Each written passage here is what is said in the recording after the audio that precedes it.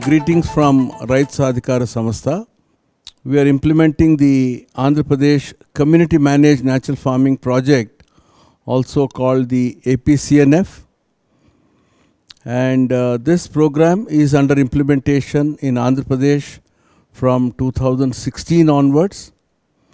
In this 9 years, the program has enrolled 1 million farmers in their journey towards transitioning from conventional agriculture to natural farming. This presentation is meant to present the point of view of Andhra Pradesh government. What do we mean by natural farming? How is it different from conventional chemical agriculture?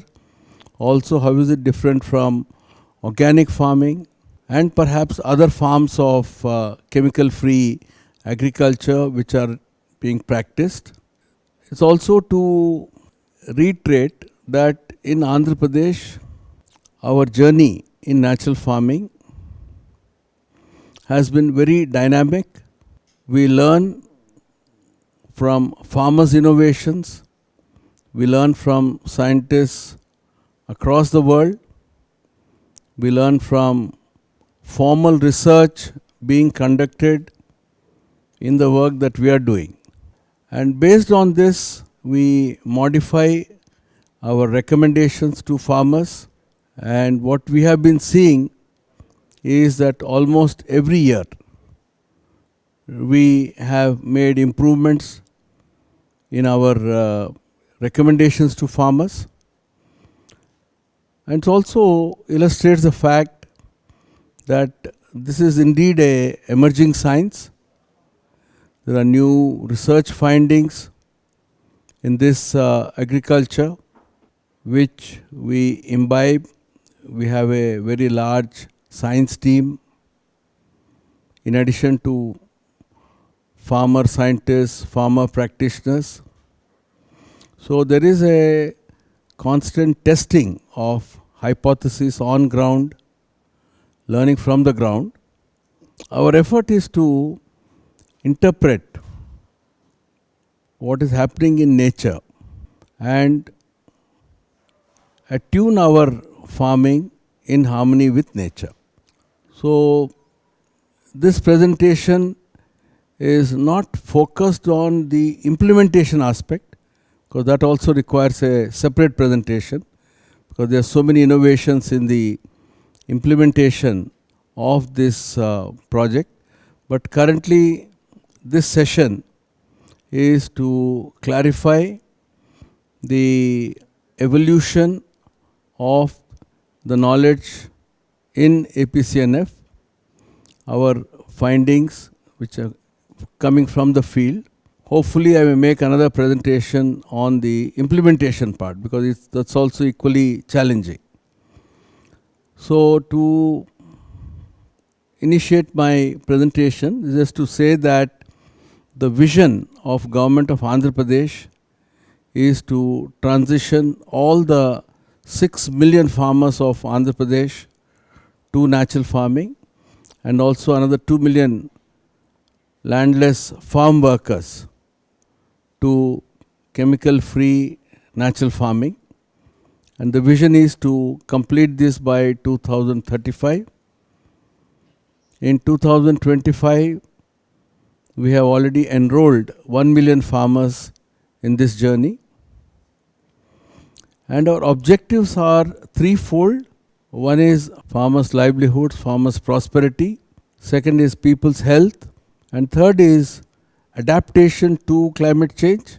And hopefully, these practices may also have a very important role to play in mitigating climate change. So these are the three objectives which are driving this program. And before we go into the natural farming per se, I would like to take you through the present emergency. You all know that we are in a climate emergency, and climate emergency not in a unidimensional model of measuring it through greenhouse gas emissions, but in a multi-dimensional format. So I have adopted the planetary boundary science, which I feel is a much better depiction of the dire emergency we are in. And as you can see from the slide, out of 9 planetary boundaries, we have already crossed 6 planetary boundaries. So using the word emergency is very appropriate. And out of these 6 out of 9 have been crossed. But out of these 6, 5 of them are on account of the present agriculture system. The 6th one also is partly on account of agriculture, but there are a lot of other factors there: fossil fuel emissions, the energy sector, transport sector, etc., the entire industrialization process. So even though agriculture is also part of that, but definitely 5 out of 6 planetary boundaries that we have crossed are on account of agriculture. So that clearly outlines the role of agriculture in causing the present emergency. And that's why the statement, which is attributed to the Stockholm Resilience Center, the current agri-food system is the greatest cause for the degradation of our planetary health.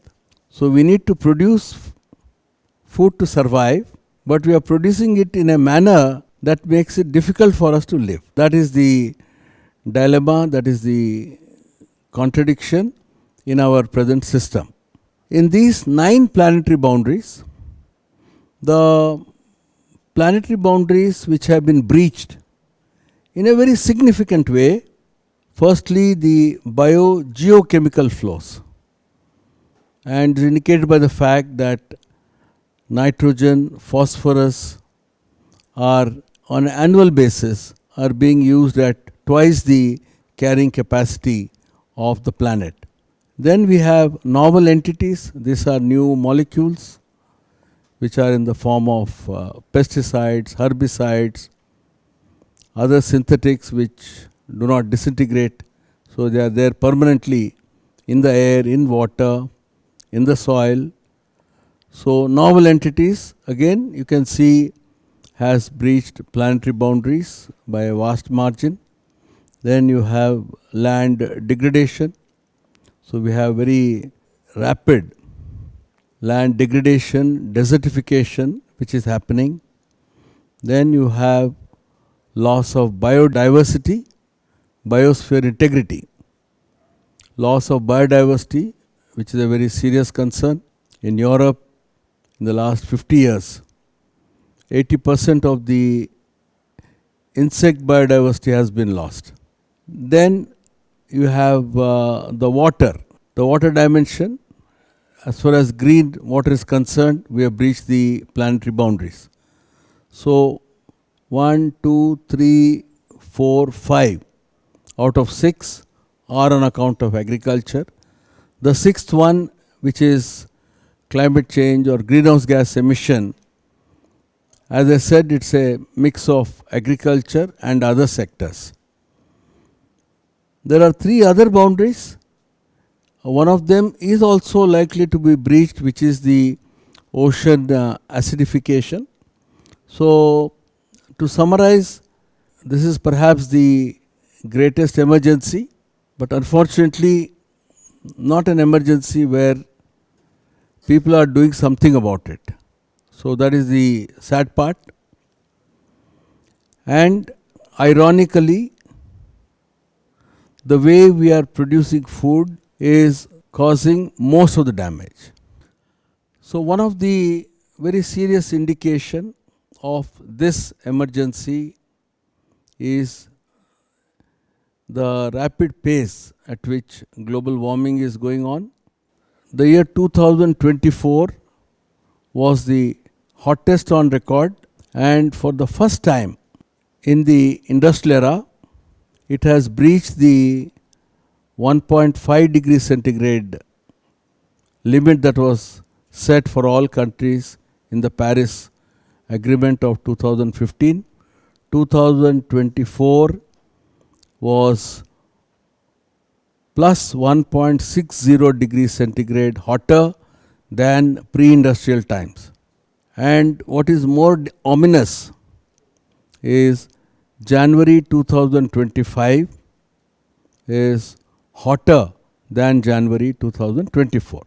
So this is one of the indications, very serious indication of the breach of planetary boundaries. One of the other indicators is soil emergency everywhere, but more specifically in the case of India. Worldwide, 24 billion tons of soil are being lost every year. This is the figure of United Nations. In India, this is 5 billion tons every year, which means 16 metric tons of soil per hectare every year. And what is serious from India's point of view is we account for 2.2% of the world's land mass, but we are losing 21% of the topsoil every year. So there's a very serious issue. I would call it a soil emergency. Next. There's also a water emergency. India, with 16% of the world's population, has access to only 4% of the world's freshwater resources. And as far as agriculture is concerned, globally 70% water is used for agriculture, but in India 84% of water is used for agriculture, leaving much less for domestic purposes and for the industry. Next. Then in terms of nutrition, a very serious decline in nutritive values, as it is on account of chemical agriculture. There are chemical residues in the food that we are consuming. There are also excess of heavy metals in the food that we are consuming. And this study, which is a study from UK, there are studies from every country, but this is one of the most systematic studies conducted ever. That's why I have adopted it. So scientists in UK found, by comparing the nutritive values of food in 1940 with the food in 1991, they concluded that in every food and in every nutrient in every food, they have noticed declines ranging from 10% to 100%. That's how serious the decline in nutritive values of food is. So the decline of 100% means some nutritive values are no longer there in the food that we are eating today. They say that the nutritive value that was present in 100 grams of meat, to get the same nutrition, you have to consume 200 grams of meat. To get the same nutrition from fruits, you have to consume 3 times the fruits that our forefathers consumed, and 5 times the vegetables. Since that is impossible, we are getting the balanced nutritive values from tablets, so not from food. Next. These are specific elements in which the food has declined. So if you see in vegetables, copper declined by 76%, calcium by 46%, very significant declines. Similarly in meat, the decline in calcium is 41%, iron it's 54%. So every food that has been studied has seen very significant losses of nutritive values. And as a result, the disease burden is growing, autoimmune disorders are growing. In fact, autoimmune disorders are the fastest growing set of diseases. Next.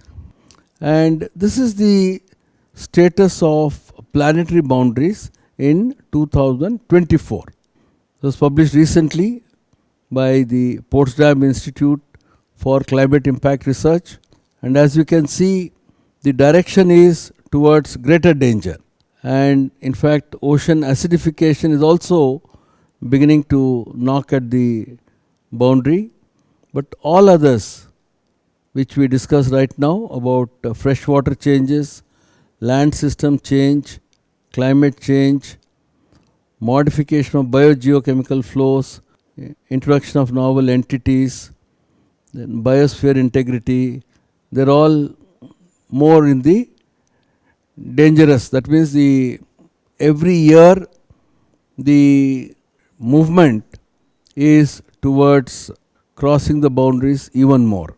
So which is not a good sign. And that's why you would have noticed that the climate scientists are among the most depressed scientists in the world. Next.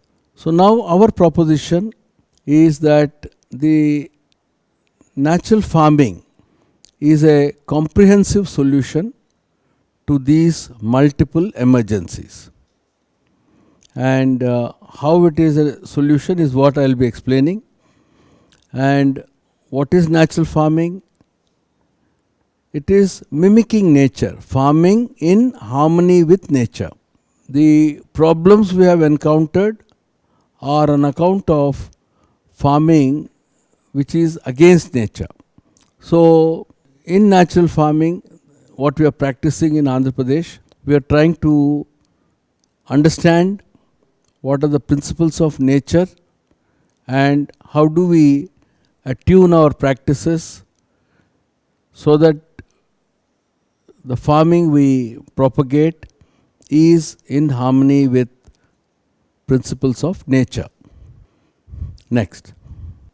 I also want to clear some confusion that natural farming is the same as what our forefathers practiced. It is traditional knowledge, ancestral knowledge, but that's not the case. The natural farming that we are practicing in Andhra Pradesh is based on the emerging science of regenerative agriculture, natural farming, and this science is hardly 25-30 years old. And a lot of research globally is now happening on different dimensions, and especially the last 10 years have seen many rapid developments. I think one of the factors which has helped in making or helped in these discoveries is the advances in microscopy, which previously we could not see these things. So this is not the same as traditional agriculture. And I also want to clarify that what is the difference between natural farming, traditional agriculture, organic farming and chemical agriculture. The approach in traditional agriculture and green revolution, and to some extent in organic farming, has been that crops are depleting nutrients and therefore nutrients have to be provided externally so that the next crop is able to get all the nutrients that it requires and there is no yield gap.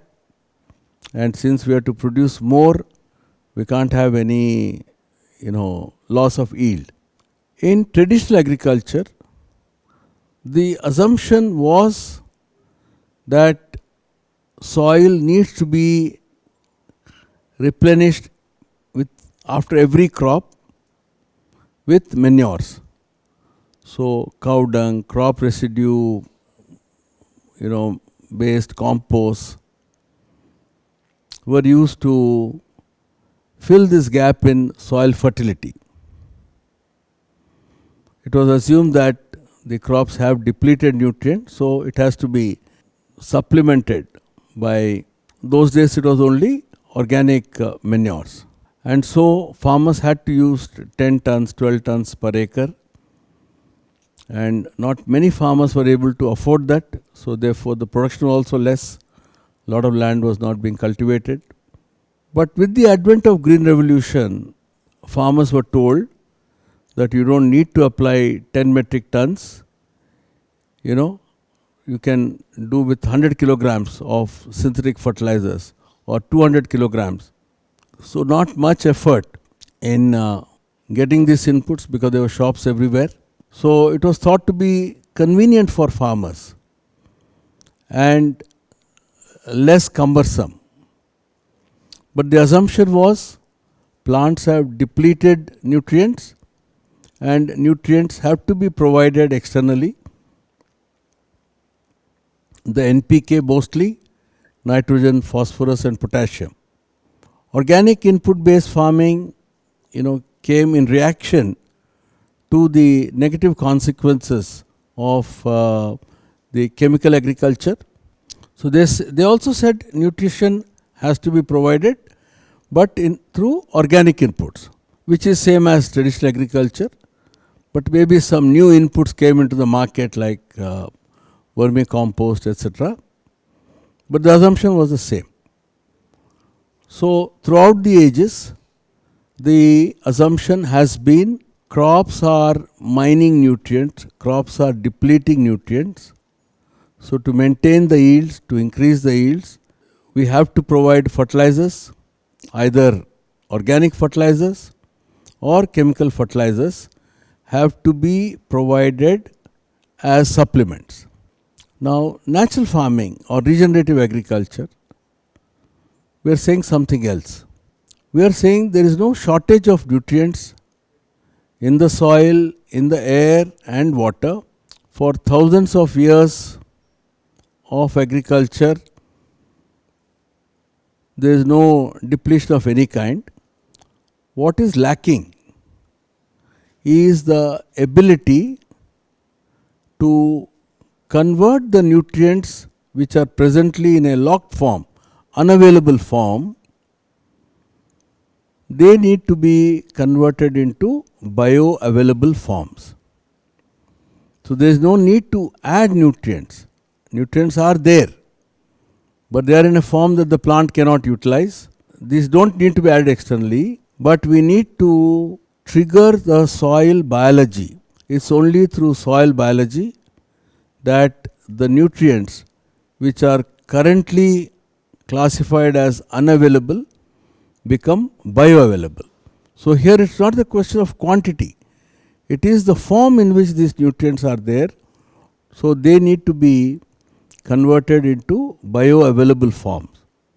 So the biological inputs that are used in natural farming are not as fertilizers. They are used to trigger soil biology to make bioavailable the nutrients that are already available in the soil, in air and in water. Any plant, 98.5% of its weight, whether it's a rice plant or a mango tree, is only 4 nutrients: carbon, hydrogen, oxygen and nitrogen.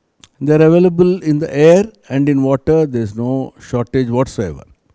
Regenerative agriculture, natural farming is saying that no nutrients need to be added, not even 1 gram of organic fertilizer or synthetic fertilizer needs to be added.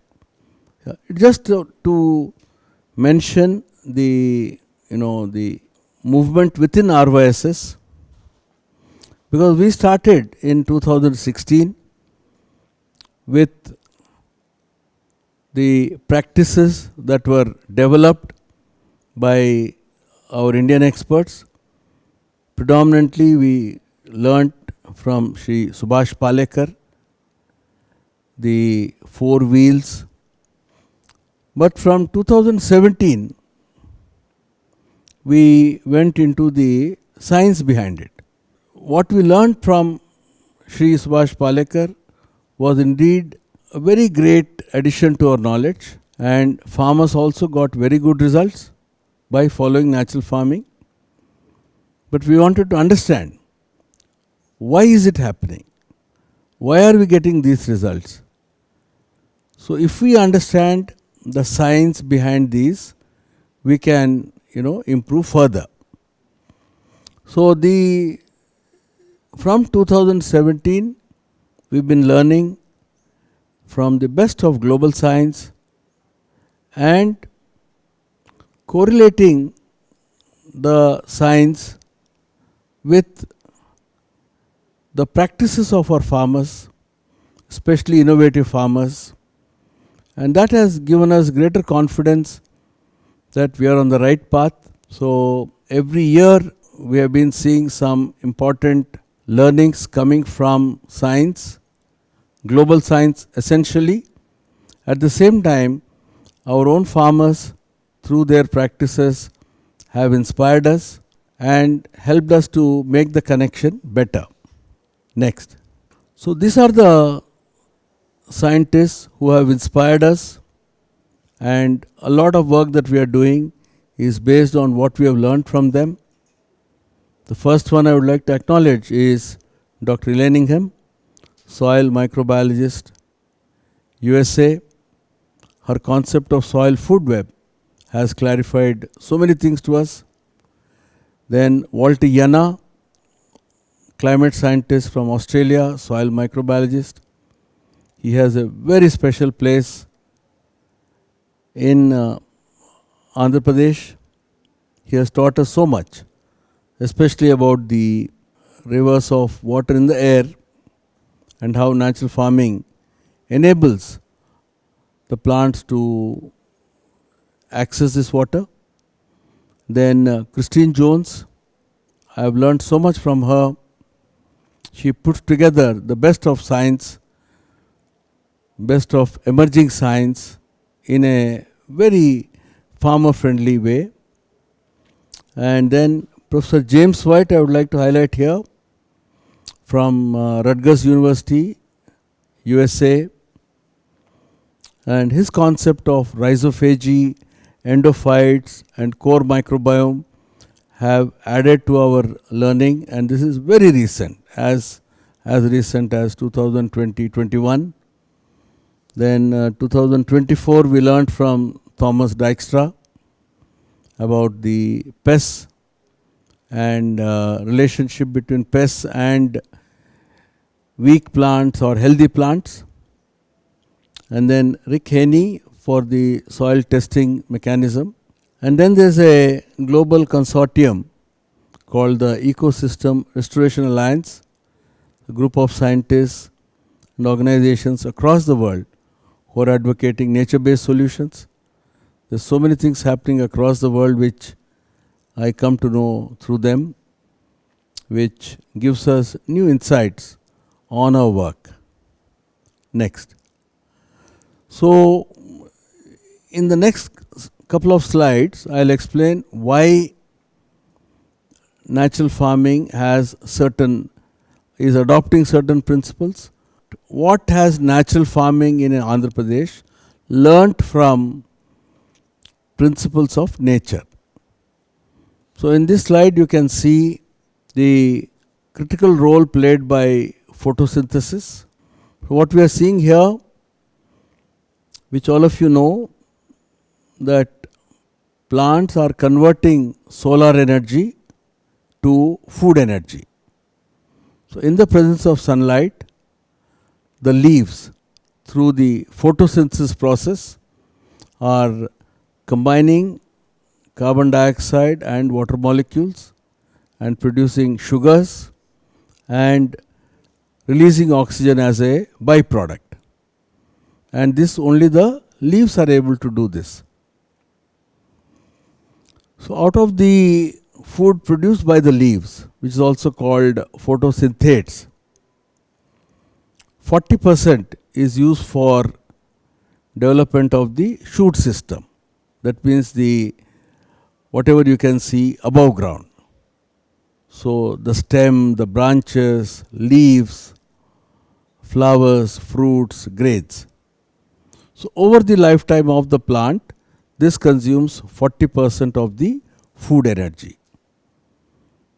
30% of the photosynthetes are used for root development, for roots to go deeper into the soil, then for branches, sub branches, etc. So this is consuming 30% of the food, and 30% is exuded into the soil. So why would a plant spend so much energy producing food and then gift 30% of that to the soil? So the reason behind this is what was explained by Elaine Ingham through the soil food web, and this is what happens in nature. This is not man-made. So the root exudates are food for the microbes, and as you can see in the soil food web, there are different levels, trophic levels. So at the first level, on the root surface, rhizosphere, are the bacteria and the fungi, and then you have other organisms, nematodes, algae, protozoa, etc. Primarily, the bacteria, fungi are getting energy from the root exudates. They are consuming this, multiplying, and in turn they are eaten by the predators and so on and so forth. But the net result of all this is they are making nutrients bioavailable to the plant. So the elements which are locked up in the soil, the elements which are held with tight bonds in the air, CO2, H2O, so these are very tightly held bonds. So these microbes are able to break these bonds and make compounds which are, in one sense, let us say, can be digested by the root. So they are transforming them, combining them into bioavailable forms and providing it to the roots. So this means that the old paradigm that the whole process is one-sided, plants are only mining nutrients, is wrong. It's a exchange system, a two-way system, a circular system which nature has designed. So because the plants are the only living beings which can produce their own food, nobody else can do that. So they use the food they have produced as a means of exchanging for the nutrients that they need. So this is what happens in nature. This is not something designed by man. So the first paradigm that this, shifts, changes, is the nutrient cycling.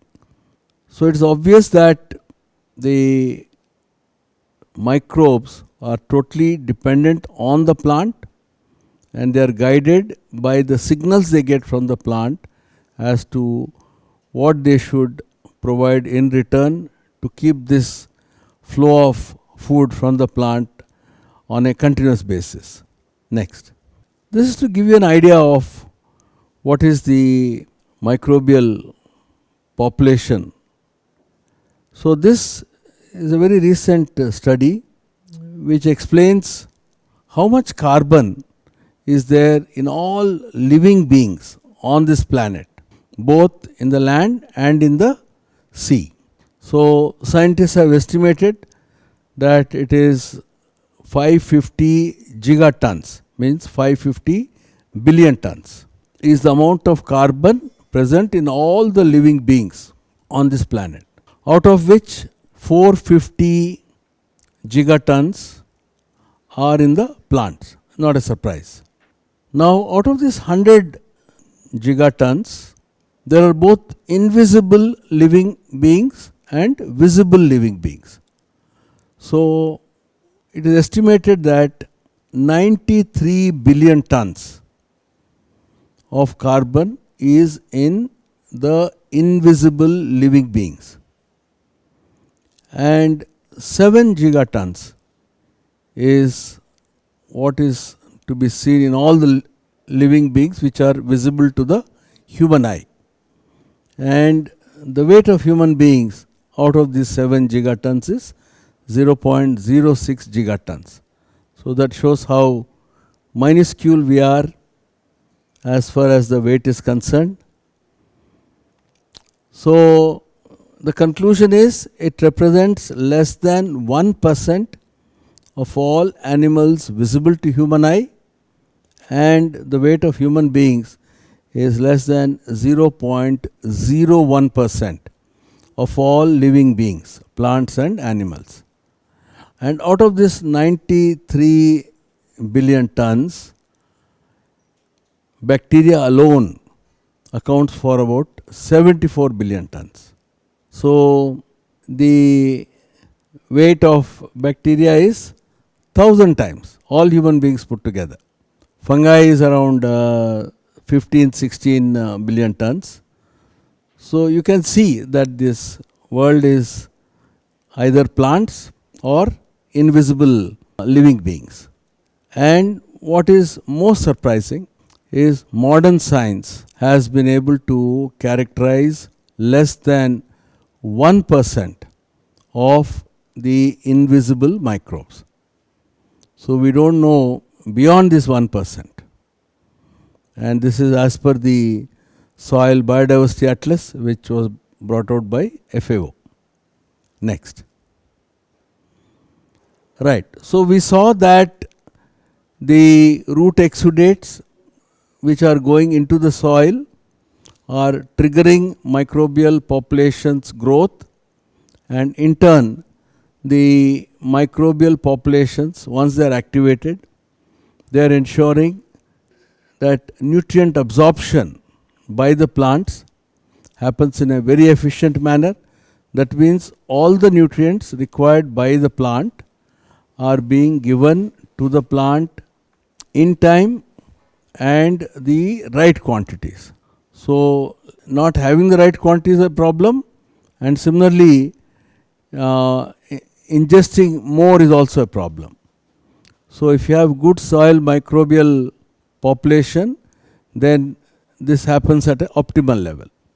But the second part, which is also very, very important, is the role of microbes in the water cycle, in the soil structure and in the water cycle. Also their role in increasing the water holding capacity. So every additional gram of carbon in the soil binds with additional 8 grams of water molecules. So that's the power of water holding that is present in the soils. Next slide. As you can see in this slide, our soils are all impermeable. But once you have soil biology activated, you have micro aggregates and macro aggregates leading to a good soil structure. So soil structure means that there should be good amount of air. So good soil, good quality soil means 50% by volume should be air. So that is soil structure. If you have this kind of soil structure, then you have very good water infiltration and you have very healthy water holding capacity in the soils. And more important, which I'll explain later, that there is a new phenomenon triggered by having good soil biology and thereby having good plant physiology, and that is the role of plants in harnessing water from the air. Next. So based on the mechanisms in nature, and whatever I have explained is something which has been happening from millions of years. As you all know, angiosperms came around 120, 130, 140 million years ago. So whatever process I have explained is not today's process. It was, what plants were doing on their own. So based on this, we have developed in Andhra Pradesh 9 general principles. And the first one, very obvious, says that soil should be covered with crops 365 days of the year. And this in terms of a living root. Because only the living root which is feeding the soil, which in turn activates the soil biology and in turn promotes plant growth. So this is the first principle. The second one is having crop diversity. The more the crop diversity, the better it is. And also trees in the landscape play a very important role. The third principle is to keep the soil covered with either living roots or crop residue mulch in situations where there is no living root. Now this does multiple things. One of the things is it keeps the soil cool, it reduces evaporation losses, and it also, after disintegration, provides some nutrients to the soil. Even though that's a very small portion compared to the root exudates and the food available to the microbes after harvesting of the crop, because the roots are also then food for the microbes. Now the fifth point is very important point. Farmers' own seed to be used, and indigenous seeds are better. So we'll just go back to the previous slide to explain point 2 and 5. Now in the soil food web, we have mentioned that there are diverse families of bacteria and fungi, and when food is not available, they are mostly in a coma. They are not awake. So when the plants are pushing the food, so along with the root exudates, they are also exuding some hormones. So these hormones are like bio switches. They send signals which microbes associated with that plant can recognize. Other microbes can't recognize. So if you have, let us say, a cotton plant, so it is sending signals which, let us say, out of 100 bacteria families, 20 bacteria families can hear that signal. Similarly, say 5 out of 50 fungi families can hear that signal. So this 20 plus 5, they get activated, they start their work of making nutrients available to the plant. But the remaining 80 bacteria families are still unaffected. Now if you put pigeon pea, red gram, in the root exudates, the pigeon pea plants send hormones which send signals to some other bacteria family, some other fungi family. Then if you have castor, if you have field beans, if you have cowpea, if you have these diverse plants, you can ensure that more and more families of bacteria, fungi, nematodes, so they get activated, and as you know, each one has an affinity for certain nutrient. Some bacteria have affinity for nitrogen, some have for phosphorus, others have for sulfur. So like that, each microbe has affinity for a certain nutrient, for a certain mineral. So if you are waking up all of them, then you are ensuring that all the nutrients required by the diverse plants are being mobilized in the soil. Now there is also a fungal pathway, mycorrhizal highway it's called, common mycorrhizal highway, so which is involved in transport of nutrients and water. So the end result of this is that because of diverse plants, diverse crops, you have activated diverse microbes, as a result of which the diversity of elements which have been converted into bioavailable forms the range and quantities increases, and all plants are able to get all the nutrients in a optimal manner. In addition to this, crop diversity ensures that since each plant has a different root structure, is able to get nutrients from different levels which was unavailable to other plants. And then plant diversity has another value. It also confuses the pests.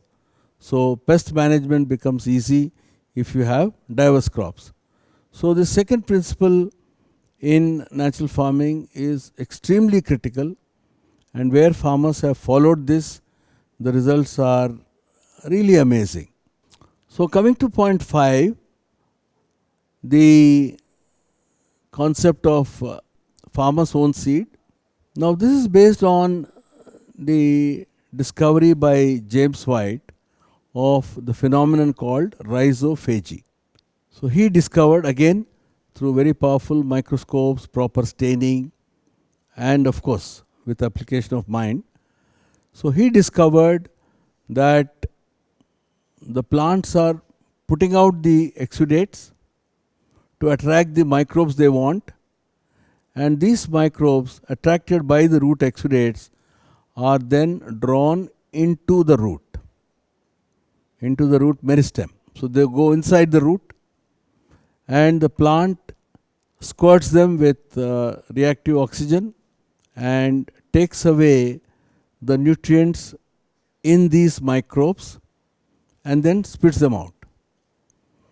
So this manner of nutrient acquisition is very new. Nobody has described this before James White.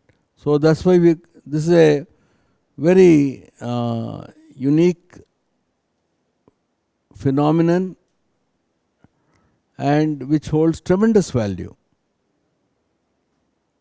James White further discovered that the plants selectively attract those microbes which will help them in their survival in that particular situation. And they would like these microbes to help its progeny. So the roots take these microbes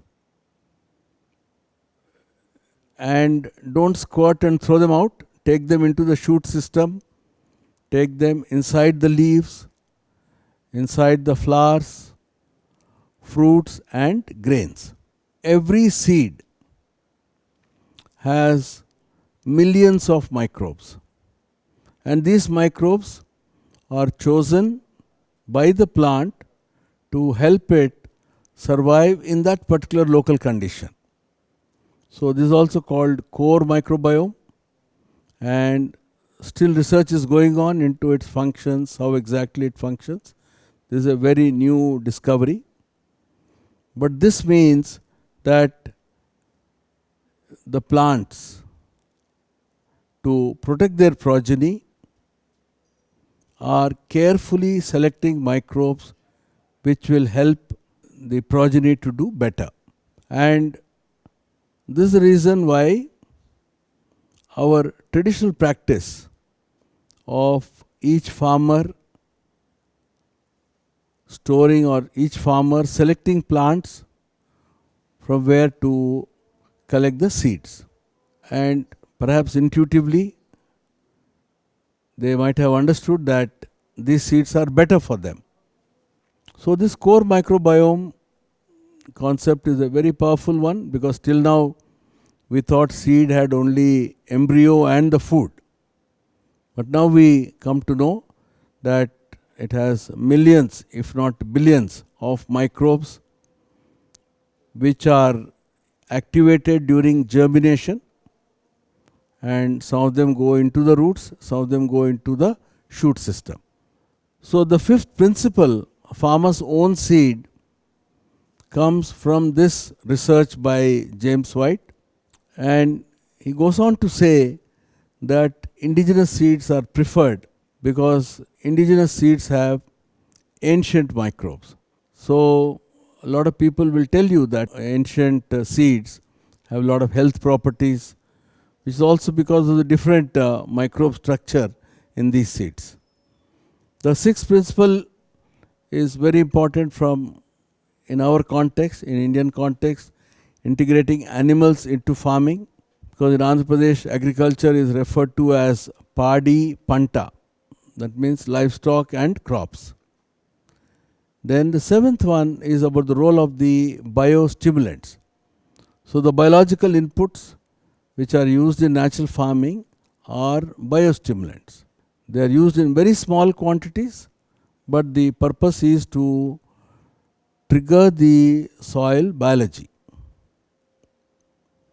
And then pest management is through better agronomy, that means more diverse crops in each plot of land, and also through botanical pesticides, where when things are not being able to be under the control of the farmer. And the last principle is about the fact that in natural farming there is no place for synthetic fertilizers, pesticides or herbicides.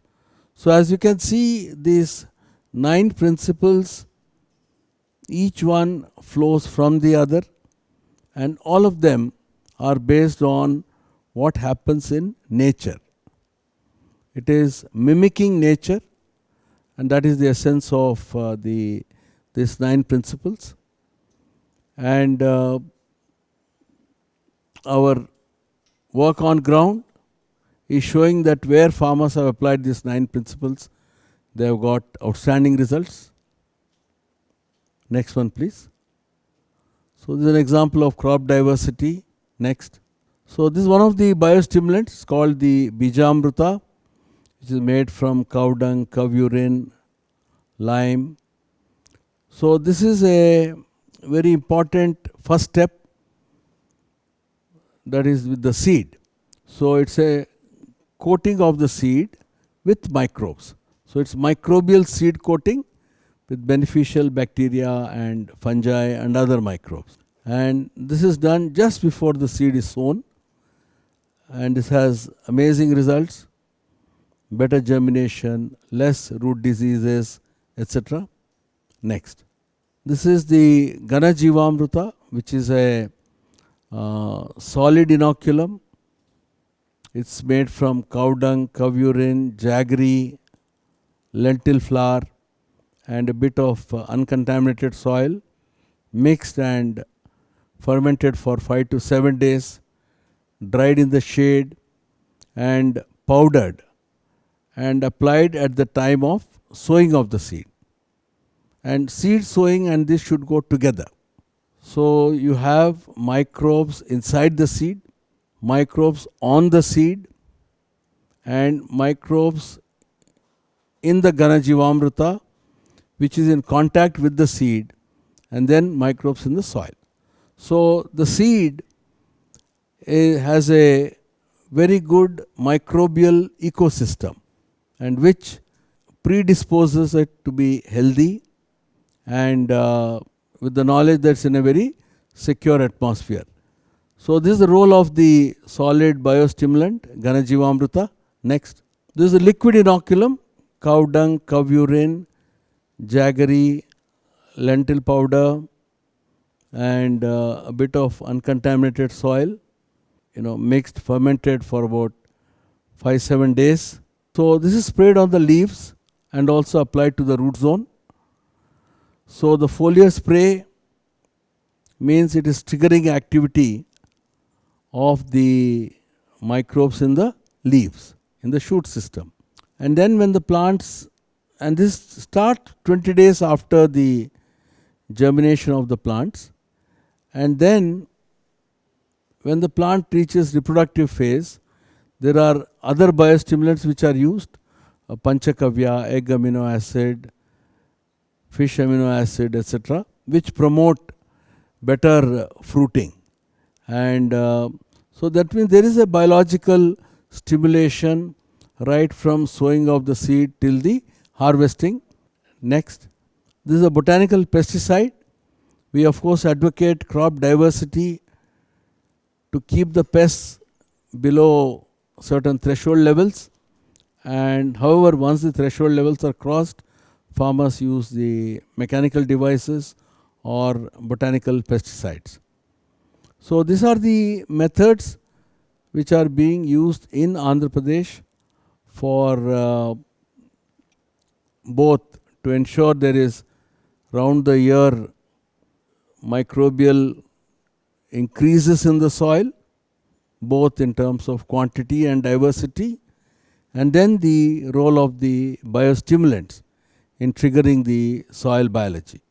So before I go into the water section, so we'll just pause here now, and then any questions that you would like to ask, clarifications, doubts, so we take up those. In the beginning, you said that there are climate emergencies, right? One is soil emergency, water emergency. So my question was, does natural farming helps in reduction of acidity in the water? Ocean acidification. Yes, sir. Oh. Okay. See, that's a very big concept, right? Now, how does ocean acidification happen? It is linked to the flow of all kinds of chemicals into the ocean. So the nitrogenous fertilizers, the phosphatic fertilizers, other chemicals, when they are flowing into the ocean, so you have algal blooms, you have the coral reefs being damaged. So this is happening because of the runoff. So when you stop using chemicals, then these harmful chemicals are no longer going into the ocean. That is how natural farming does two things. And it's not if Andhra Pradesh alone does it, it will not happen. Right? Andhra Pradesh has to do, we have to complete our work, and then if Telangana doesn't do, we'll be the victims. So what happens if Andhra Pradesh does the work is, firstly, because the soil structure is strong, it doesn't allow runoff. So the water coming to a farmer's field will percolate. That's number one. But if there is too much rain, obviously it will run off, but soil will not flow with that because it's bound tightly. And there are no chemicals to be leached because we are not using any agrochemicals.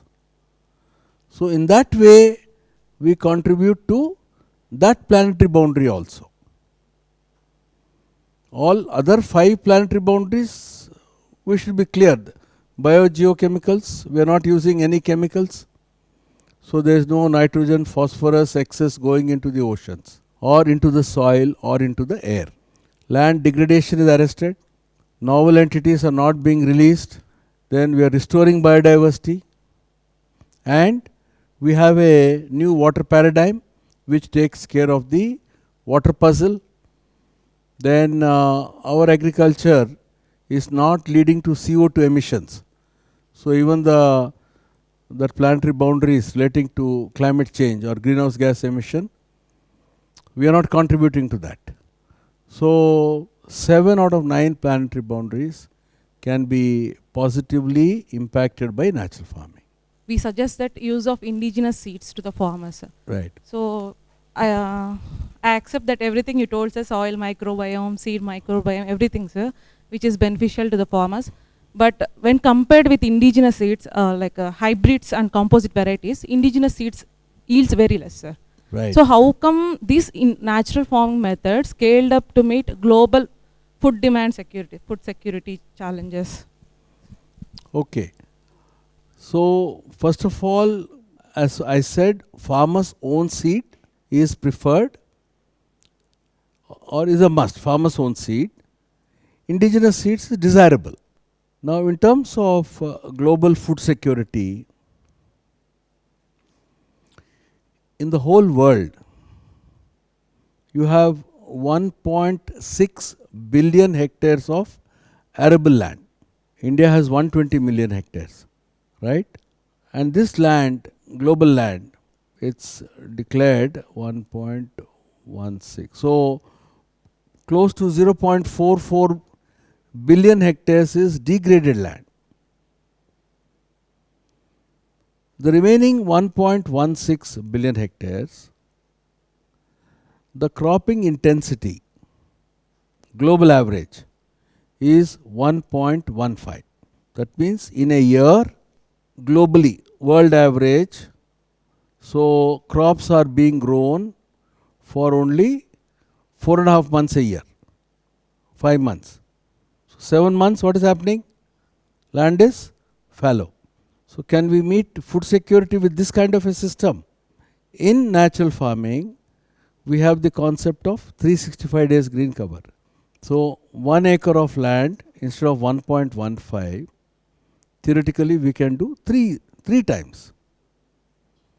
And then with the multi-layer farming or with A-grade models, each acre of land is actually becoming 3 acres of land, or at least 2 acres of land. So the global average in 1 acre, if it is 1.15 units, in our case it is at least 6. So a farmer who has 1 acre of land is actually producing what a farmer with 5 acres of land can produce. Because in A grade, what are we doing? We are taking 5-6 crops and we are using the same seed rate that would be used by the farmer if in 5 acres you have cotton 1 acre, you have green gram, you have cowpea, some other crop, each one separately 1 acre. But in our A grade model, all those are coming in 1 acre. One is cropping intensity and the other is what is called as the land equivalent ratio. So through APCNF, 1 acre of land can actually be producing more diverse crops and 5 times. So then you really don't need that much land, then you can convert portion of your land to trees. In fact, that's our next movement is in that direction only. So there is each year with the soil emergency, that 0.44 billion, that's going to increase. And even in the 1.16 billion hectares, with the climate emergency, the crops are less resilient. So out of 5 years, you may get crops only in 2 years. So what is the use of producing so much in 2 years and not being able to produce all 5 years? In natural farming, given the fact that our resilience is very high, so not only here 1 acre has become equal to 5 acres, in 5 years we can produce crops for 4 years. Maybe we may not produce on the 5th year, doesn't matter. So if you take all this, then you arrive at the conclusion, you can arrive at the conclusion yourself, which is more food secure. Because it's a common question people ask us. But if you don't, go into these details, that how natural farming is different. Because the way things are, maybe not even 2 out of 5 years, only 1 out of 5 years will be a good crop. And what is happening? Farmers, because of these losses, they are not cultivating. The amount of land which is fallow in Anantapur, year after year, entire Rayalaseema area, year after year, farmers are leaving the land. If you lose crops 3 out of 5 years, why will you cultivate the crops, you tell me? So there is also this dimension. If the farmer doesn't make money out of the crops, why will he continue?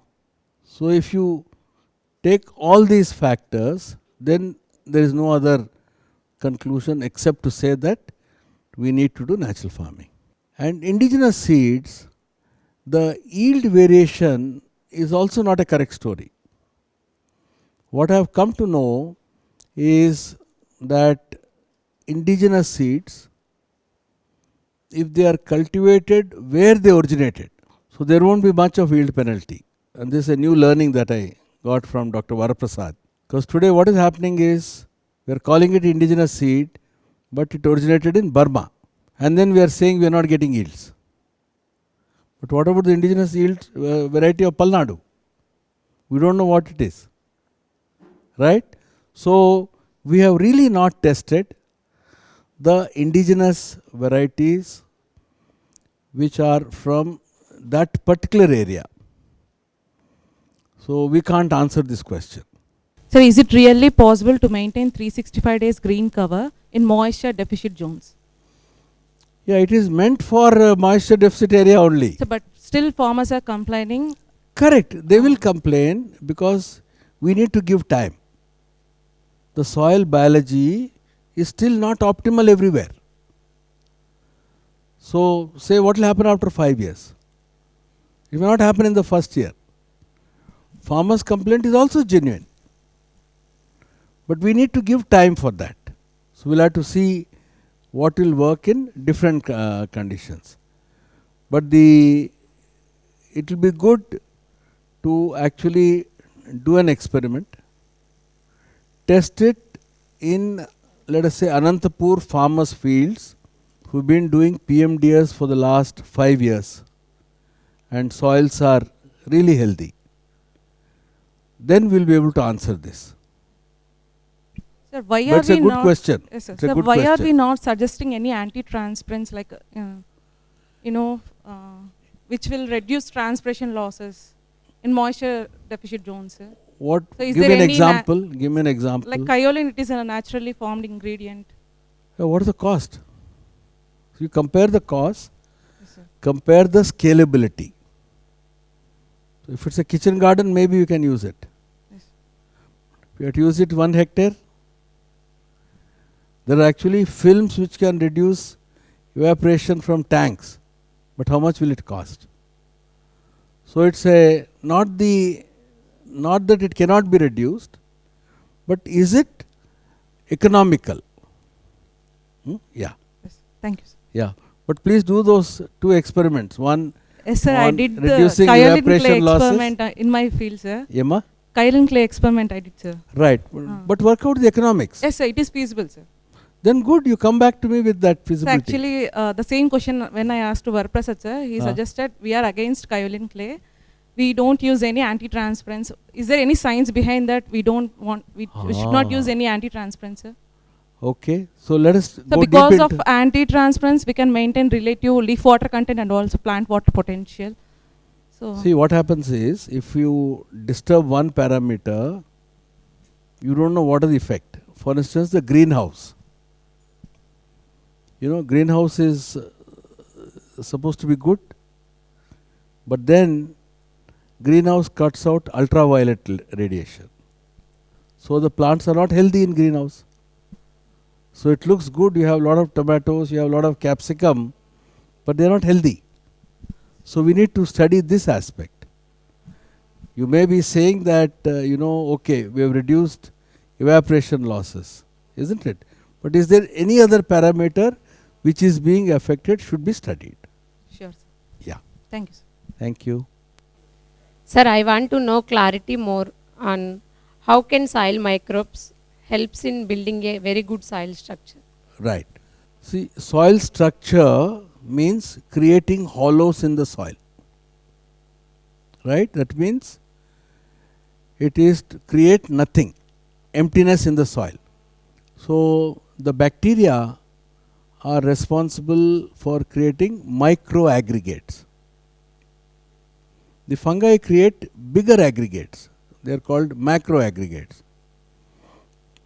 And this is through the organic glues. They arrange the soil particles in a way which helps them. And then you have earthworms, millipedes going up and down. So they are also putting their own glue when they are coming up, so it doesn't collapse. The tunnels don't collapse. So this is how they create. And why are they creating the soil structure? Because they thrive under aerobic conditions. So good plant growth requires at least 80% aerobic conditions. There are some microbes which will thrive in anaerobic conditions. So the soil structure is required to create these aerobic conditions. And the soil structure is also such that, especially the rhizosheath, you can see the particles which are attached to the roots. So this is also part of the soil structure. So they create partial oxygen situation, the soil structure, the rhizosheath. So only when you have a partial oxygen structure can the microbes break the nitrogen divalent bond. It's a very strong bond. So that requires partial anaerobic conditions. Maybe oxygen should be 16%, 17%. Then it breaks down.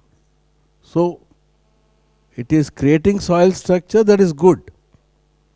Why is it creating soil structure? To facilitate its own nutrition. So it's not doing a favor to the plant. It's doing a favor to itself. So it's creating this to help itself. But in the process it's helping the plant. Yeah? Okay. In paddy fields, how can we implement zero tillage practice, sir? There are methods. So, of course, the best method I know and which needs to be tried by us is the raised bed method, the Saguna rice technology, which is on raised beds. So then you are just doing the seed dibbling, you have intercrops, and then you have water in the furrows. So we did try some years ago. I have told the science team to repeat that, because at that time they said the problem was weeds. But I said, okay, start at least with the 5th year PMDS fields, because there are no weeds now. Or as Mr. Nayak is doing in Anantapur, he is doing intercrops in paddy. So there will be no weeds. Green leafy vegetables, tubers. So he's trying a new model. Then it is possible in dry paddy. But in the delta kind of a situation, it may not be possible. Yeah. Coming to the pest management, we are saying that we can control through the botanical extracts and all these things. But does it have any negative effect on the beneficial insects or something like that, sir? It could have, yes. Yes. It could have harmful effects, because whether it's a chemical pesticide or botanical pesticide, Yes, it's a sir. strong chemical. Yes. So when we initiated it, we thought it is a lesser evil, right? But now we are finding better solutions. If you have crop diversity, the biodiverse crops, you are allowing beneficial insects to develop, you are also confusing the pest, and most important, our discovery that pests don't attack healthy plants. So you make the best solution is to make the plant healthy, so that it doesn't require any help from us, and crop diversity. But at that time we had no other option. It was as I said, lesser of the evil. Because at least the botanical pesticide disintegrates, whereas the synthetic molecules will forever be suspended in the air, in the soil or water.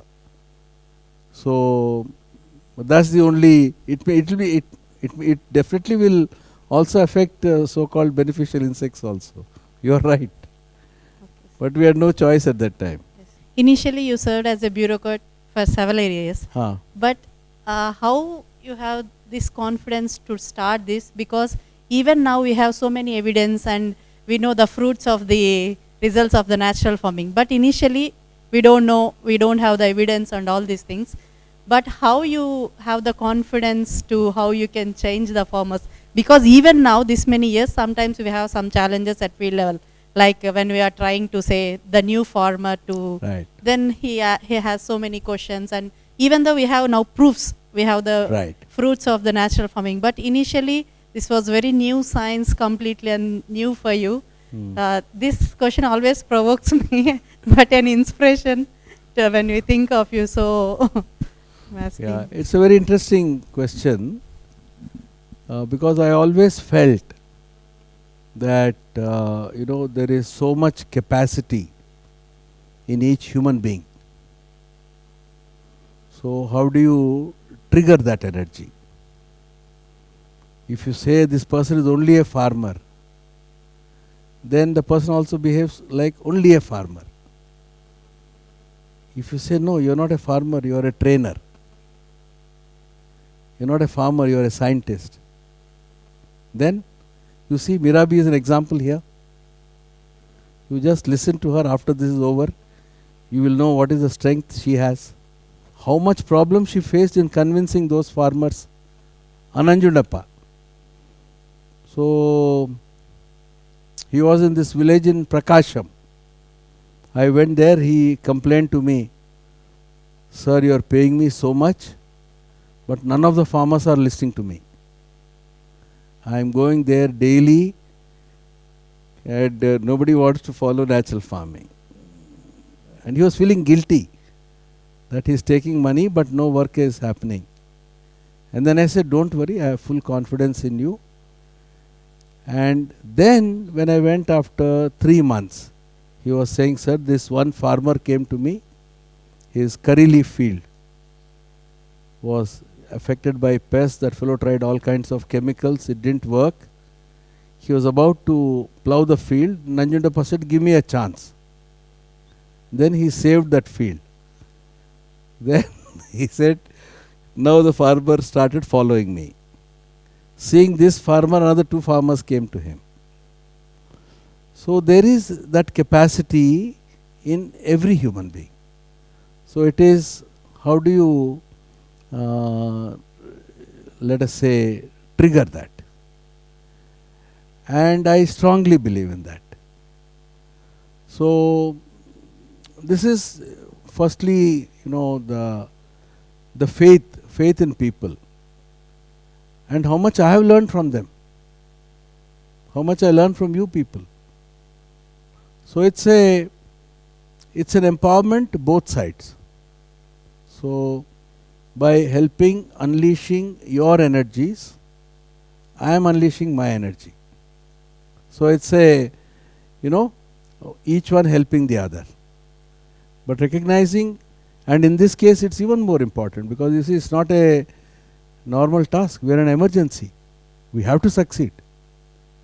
There is no other way. And in the whole world, they are looking to us, because there is no place on earth where 1 million farmers have come together. No place on earth. That's why when our Chief Minister went to Davos, so many leaders met him, global leaders, and met him, appreciated what was happening and offered support, offered to come and learn. So all this started by believing in the innate capacity of each human being. Especially in the initial phases of transformation, the first 2 years, usually the farmers feel that even if the pest or disease is not up to the threshold level also, they are prone to using our biostimulants or other Neemastram or something like Correct. that.